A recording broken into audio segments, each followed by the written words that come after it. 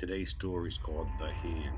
Back in the 1720s in Europe, there was a ruthless king who believed in capital punishment. An eye for an eye, a tooth for a tooth, and a hand for a hand.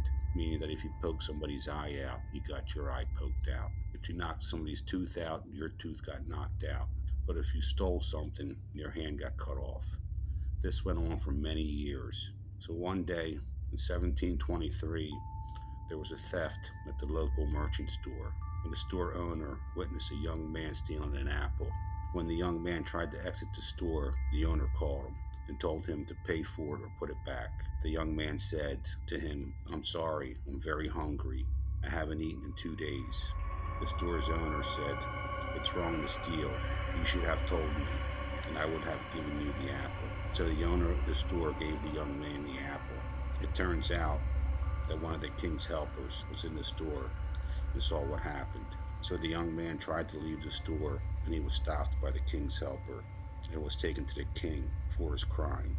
As soon as the king heard about what happened and what the young man did, he said to the young man, "It's a crime to steal, and you will be punished." See, back then there was no trial, and whoever was caught stealing was brought into the town where all the people witnessed his punishment. So the young man was brought out in the center of town, and the people gathered around.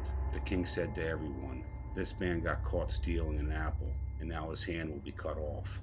As soon as the store owner heard about it, he shouted out to the king, "The young man was hungry, so I gave him the apple." Nevertheless, the king summoned his helper, who had a hatchet. He placed the young man's hand on a large rock in the middle of town and cut it off. The hand was thrown in a nearby dump. A few days went by. As the king slept, he heard something crawling on the floor near his bed.